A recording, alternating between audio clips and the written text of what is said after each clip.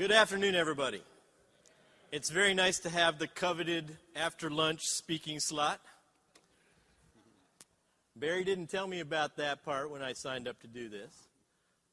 Let me tell you a little bit about myself so you know where I'm coming from. I'm actually a geek. Sorry. I'm going to try to not be geeky today and tell you about my view of what's going on in cybersecurity, a field that is changing very rapidly and a field that is beginning to impact all sorts of other aspects of real life, including you guys. So my plan this afternoon is to spend about half an hour talking about my view of cybersecurity and what role software plays in that. Just so you know where I'm coming from, I work for a company called Cigital. We do software security for large corporations. Most of our customers are major financial institutions and also large ISVs, independent software vendors. But what's happened is that software has begun to pervade the entire universe, and it's getting into all sorts of things, including our SCADA systems, which are, in fact, software, and all sorts of aspects, every aspect of life. And so now we need to think about cybersecurity risk in a new way based on that. So that's what I'm going to talk about just for a minute. Here's a little curve. This is a funny chart, but actually the only thing that's important on this chart is the slopes of those curves. You see the one that's right in the middle, it's sort of brownish color in the very middle? That's the adoption of electricity over the years. And what that says is it took about 70 years for the world to adopt electricity up to 100%. And you can see the slope of that curve. It was not a sort of a sigmoid shape to that curve. On the other hand, way over at the other edge of that chart, you can see two very pointy little curves. That's the introduction of the internet and the introduction of cell phones. Now, that's a very steep curve. See, all these other technologies like the telephone, electricity, took a while to kind of sink into the world. But the internet has come in way faster than some of those other technologies. And that's a real challenge because the internet changes everything. You know, when you have a system that was working great and it was highly reliable and all the parts were complicated but they were working, and then you connect it up to the internet, things change. Things change for the better in some sense because you can talk to the equipment. You can ask it how things are going. You can have it bill your customers. You can do all sorts of cool things with the internet. But depending on how you set things up, you can also open yourself up to risk. And that's what I want to focus on now, kind of the downside part of internet adoption. And what happens when we actually do this, we have to think about security. So this is something that's just struck the world recently. Who's heard about the Google thing? Google in China. Anybody? Yeah, everybody. Right. Well, you know what? This notion that malicious cyber activity is happening and it's a huge global scale is something that the government is really worried about. This fella, Dennis Blair, who's the DNI, said this to the Senate just a couple weeks ago. And, you know, the Chinese attacks on Google are kind of a wake-up call for us. It says, geez, you know, it turns out that all this FUD, maybe there's a little bit of truth to it. And one of the things that's really critical, I think you guys understand this because you know how important the work that you do is. It's really important. It's part of the critical national infrastructure. We have got to have a grid that actually works. But the problem is, when we connect it up to the internet and we use all the cool new things, we take on some new risk. And that means, you know, our national infrastructure is in the crosshairs. And you know what, guys? That means it's you. Really. Now, that should not try to be alarmist. I just want you to understand that this is really the truth. If we set things up so that our meters talk to the internet, we should not be surprised when bad people because there are some bad people on the internet, use that to their advantage and actually begin to look at our equipment and screw around with it. So let me give you an example. Right now there's a conference of hacker boys going on called Black Hat. You may have heard about it. Sometimes they get national press coverage. Last July, at the big Black Hat conference, there was a hacker boy named Mike Davis who decided he wanted to take a look at one of these meters, a smart meter. You know, and one of the questions you might ask is, well, where the heck did he get a smart meter? Right? Did he just call up Siemens and order one, or what? And the answer is he got it on eBay. You know, it's not hard to get at Target, so don't think that we can sort of keep it secret, especially if we're going to stick one on everybody's house. They're going to be around, right? So the Target acquisition's easy. So he got one on eBay, and then he looked into the security that was built into this meter and the way it talks to the rest of the grid. He looked into the kind of cryptography and authentication that it had. And authentication is basically this notion of telling who you are. You know, actually, if you look at that picture up there, you can see those little tiny letters. It actually has its ID written right on the outside of it. The authentication token's written on the outside of it. You guys remember from Security 101, Computer 101 class when they said, don't tape your password and your identity on your computer? Remember that? Well, don't write the dang thing on the front of the meter either. Right? That's not a good idea. So, you know, there's a few things we got to think about when we design these systems, and what's happening because that adoption curve of the internet is so steep and things are going so fast. We're focusing a lot more attention on getting stuff done and on the cool aspects of functionality, but there's a trade-off.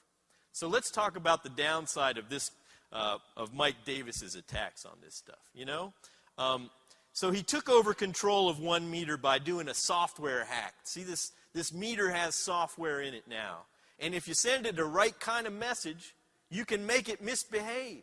You don't ask it to misbehave. You actually take control of the processor inside the meter, and then you own it. There's something called a botnet. I don't know if you've ever heard of that. This is sort of a term of art in computer security. And here's what it is. It's really simple. You know, everybody's got PCs at home now. And some of those PCs are not as well protected as the PCs or the LANs or the networks at work.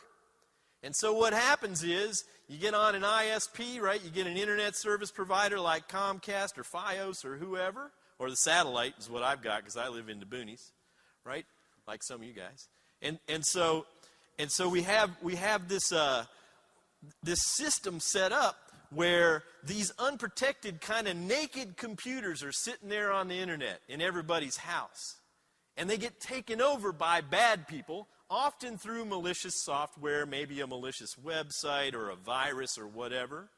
They get what's called rooted, and then they get put together in a big, gigantic collective called a botnet. You can think of a botnet as kind of a marionette system for millions of computers, millions of PCs in people's houses. Well, that's bad. You guys don't have to worry about the botnet thing for personal computers because that's not your business. But guess what? If a meter becomes a computer and the meter lives on the internet, don't be surprised if in the future somebody takes control of lots of meters to do various things. Maybe send some spam, or maybe even worse. Here's a bad scenario. Imagine you took over 50,000 meters in one of your co-ops, right? 50,000 meters, and we can screw around with those meters. In some of the interfaces, you can turn the service on and off. You know, somebody doesn't pay their bill, you just go, turn them off with software. Well, it's cool that you can turn them off as long as it's you. Now, what if a bad guy turned off 50,000 meters at once and then turned them back on, turned them back off, and turned them back on? Now, that's not good. Can you handle a 30 megawatt stability problem like that? Are you set up for that? Because if we set up the smart grid incorrectly and we don't manage security risks appropriately, We're going to set ourselves up for bad attack scenarios like that. That has not happened. But based on what this guy Mike Davis talked about at Black Hat last July, that can happen today. It's not some sort of scary super future thing. It's a thing that could happen with some smart grid meters right now, just so you understand that. So, often people think about computer security as defending a fortress or defending a castle. So you get a firewall and you put that around your LAN. You get your IT guys to take care of the security stuff, and you hope that their security administration is good as their network administration is for your LAN. Well, I'm sorry to say that this view of computer security isn't going to cut the mustard in the modern world. Let me give you an example. You see this castle? Now imagine I'm a knight in 1500, right? And I'm riding a horse, and I'm covered with metal. I weigh about 700 pounds, right? And I got to attack this castle. And I go, oh, dang, water. How am I going to get through that, right? That sucks. I'm going to have to take all my metal off, and then they're going to shoot me with some arrows. So this was a great defense in the 1500s. Just beautiful, right? But who's heard of a cruise missile? Right. You think that's going to defend nicely against a cruise missile or a Predator drone strike? What do you think? Laser-guided, GPS-guided technology? The world has changed in war, right? The world has also changed in cybersecurity. This notion of defending our little tiny network against all the evil bad people out there is an old-fashioned notion, because our networks are all interconnected in crazy ways. Right? So we have to think about that. And if you have a very good IT person at your co-op, and that person's doing a reasonable job with network security, I'm sorry to say that that's probably not enough. Let me say that again. I'm sorry to say that that's probably not enough. We have more work to do. So let's talk about what that work might look like and what our risks are. Basically, this is the problem. You see, software runs the smart grid. Remember that meter I showed you a picture of? Got a lot of software in the guts of it. It's embedded software written in the language called C, or sometimes C++. And that language is riddled with security problems all by itself, so almost anything you write in that programming language turns out to be insecure. Darn. So, number one thing is software runs the grid. Number two thing is, well, we connected it up to the internet, and that's good and it's bad, right? But it's internet-connected software, and here's the kicker. It's busted. Because the guys that wrote it don't know enough about software security. Now, I'll give you an example. I'm going to name names. I shouldn't do this. I always get in trouble, but what the heck? So 2 weeks ago, I was in Germany at a big, giant company. I bet you can guess which one. That may make power grid equipment. Could start with an S and end with Siemens. Right? So, or maybe not. And those guys are very much interested in software security now. They have an internal initiative to try to teach their people, their really world-class engineers, how to do a better job with software. They're just getting started. They are so far behind Microsoft and so far behind all the major banks and the cell phone dudes. Those guys have been doing it for about a decade, maybe sometimes 14 years. The SWIFT people who move money around and huge wire transfers, those guys have been doing it for 14 years. Well, it just occurred to the S. Siemens guys, right? So, and you're counting on them to build stuff that works for you. Now, wait a minute. If the whole thing goes kaplooey, who's going to get blamed? Do you think it's going to be those big, giant corporations? If it's your local cooperative that got attacked? If it's your meters that are the botnet of the future? Well, I don't know who's going to get blamed, but I do know this. If I was on the board of one of these things, I'd be asking some really hard questions to my suppliers. Like, how do you know your software works? Now, I know you guys know a lot about reliability. And guess what? Reliability is a property of a system. Well, so is security. Security is not a thing. Now, some vendors are going to say, everything's taken care of, don't worry about it. We have cryptography, it's magic, military magic stuff. And it's a thing, and we put it right there on the software box. Well, that's just wrong. Security is not a thing. Security is a property just like reliability, a property that you're very familiar with. Now, wouldn't it be nice if you could just pull down a little thing on a one of those menus on a computer and just select security? Turn it on. Well, heck, turn it on. Can you do that with reliability? Oh, we'll just select reliability. We'll just turn that on. Your job would be a heck of a lot easier, huh? But that's not how it works. And it's the same thing with security. So these three things are kind of an issue that we have to deal with. That's the smoking gun, is software. And this is something that computer security is only now coming to realize as a discipline. So you're going to meet a lot of very smart computer security people who also don't know anything about software. But that doesn't mean we can ignore the risk. That just means we got a bigger problem than we thought. Here's the real issue. Security and functionality trade off. That's a major trade-off. The more stuff you can do, probably the less secure it is. So the most secure system in the world is one that's turned off, has its disk wiped, is buried in a hole, is 10 feet deep, and filled with concrete. That's really secure, but it ain't very useful, is it? Now, we all really got to run a business, so we got to figure out how to balance that out. We can't have perfect security. We got to have good enough security. And the question is, what is good enough, and what are the major factors? There's another thing on this slide I'll just tell you briefly about. We're building more software on planet Earth all the time. And that software is what's responsible for security problems. You can actually see a correlation just by looking here without doing any math, although the math holds out too. But if you look at that first curve of the growth of Microsoft software from Windows, I guess it was, Windows 3.1, which was about 2.5 million lines of code back in 1990, all the way up to XP, which was 40 million lines of code. You know, even if you get better at building software, which these guys are getting a lot better, there's so much more that there's more bugs. There's fewer bugs per square inch, but there's square miles more of code, if that makes any sense to you. So this same thing happens to all of your suppliers and all of your vendors. These guys that are selling you software solutions, they got more software than ever.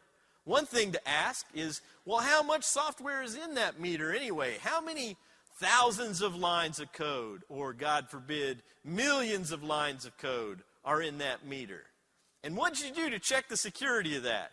Just ask them some questions and see them, watch them sweat. It's fun to make vendors squirm anyway, isn't it? So that's one way to do it. All right, so all is not lost. Fortunately, we can, in fact, solve this security problem. You know, fortunately now, we do have a way of doing software security. So in the new paradigm, where we're talking about building systems to be secure from the ground up, what you may have heard of building security in, or if you watch the Winter Olympics last two go-rounds, Microsoft was talking about the Trustworthy Computing Initiative. They're trying to build better software. They're trying to be proactive and get in front of this problem.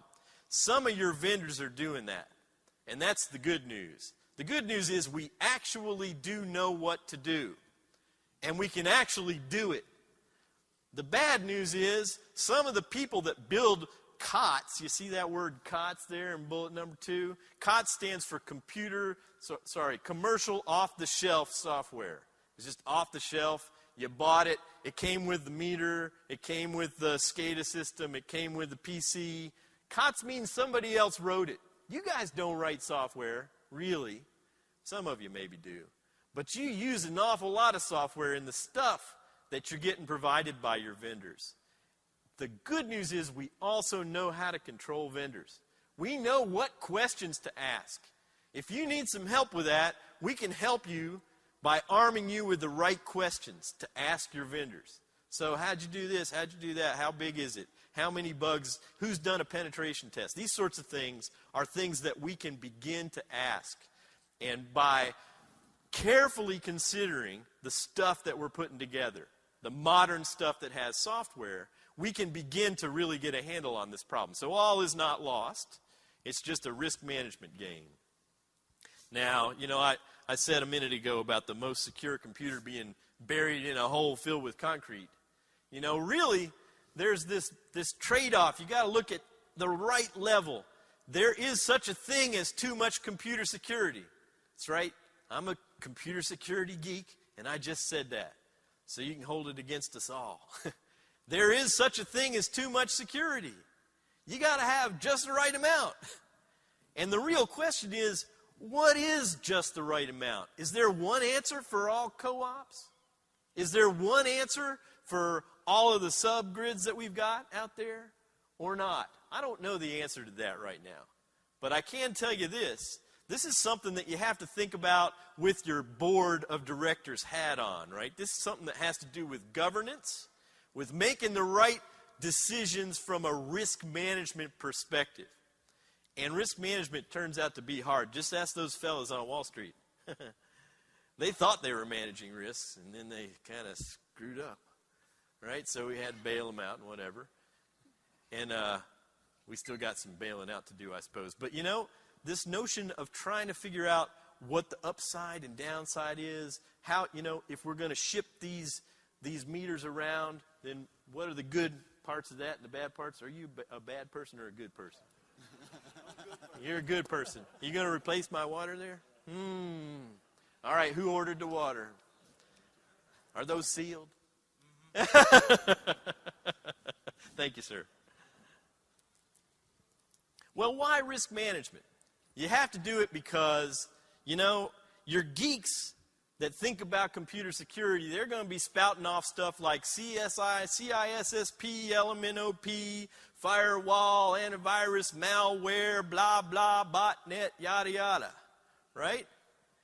And they're going to say, blah, blah, botnet, yada, yada, buffer overflow, give me $15 million. And you say, what's that last part? Right? And so you got to get geeks that speak a little bit of business, and risk management requires kind of being able to bridge that gap to make the right decisions there. The first thing you should know is security's not a thing. We already said that. I'm going to say it again. Security is not a thing. It's a property. And the other thing you got to know is there's no such thing as 100% security. So that's a good thing to know. If a vendor comes to you and they go, well, if you just use our meter, everything will be 100% secure. You can say, liar. I already know that's not true. Now start again, right? Make them do a little dance or something. So technical problems that exist in systems, sometimes that's okay. Anybody have an operational problem that you knew about and you were like, well, we know about it, we're going to control it? Everybody? That's the way the world works. That's the way the world works in security too. So we have to approach this like the adults that we are. We have to approach this like the people that are supposed to do governance and management, like you are. We've just got to approach this in a reasonable fashion. And we have to understand this really critical question. You see it's there in red. Who cares? So if your security guy or your network guy comes running in and says, blah, blah, blah, hair on fire, gotta, say, well, look, what is the real impact on our business going to be here? And what can we justify spending?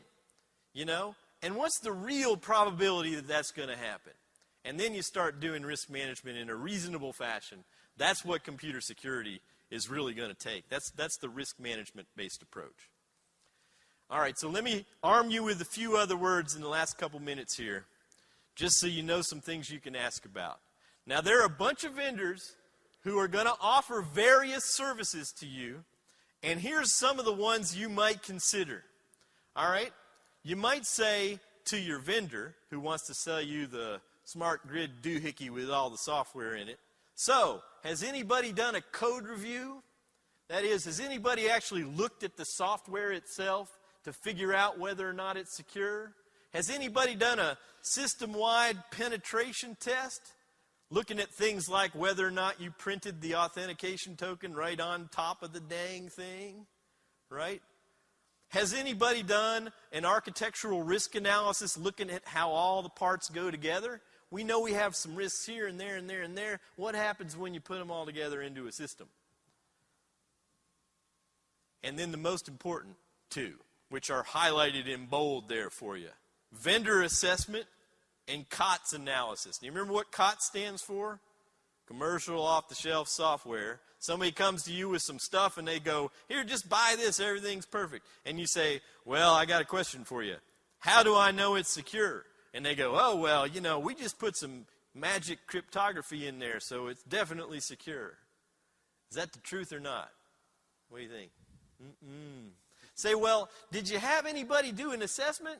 I'd like to see the results of that assessment. Oh, you didn't have any penetration tests done at all? Huh.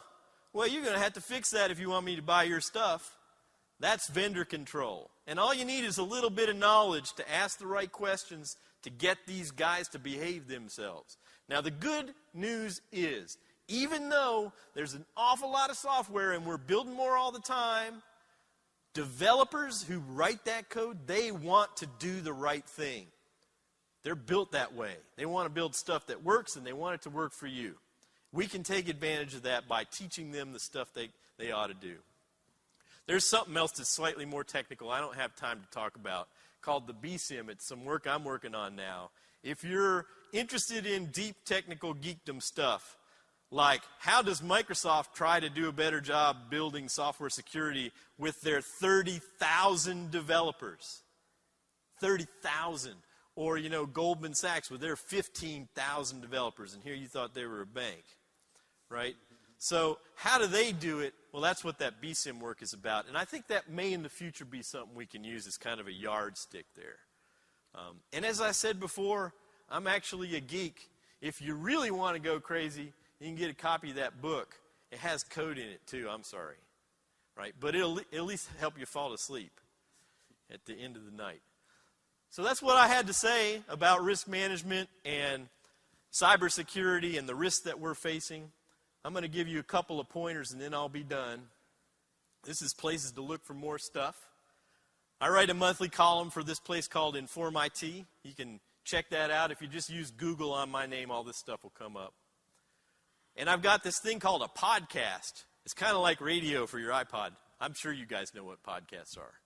Right? So there's this one called Silver Bullet, which is kind of fun. I haven't had anybody from Electric Cooperative yet on that podcast. We got to fix that, Barry. Maybe you'll be a good victim. What do you think? I'll see what I can do. Did you hear him agree?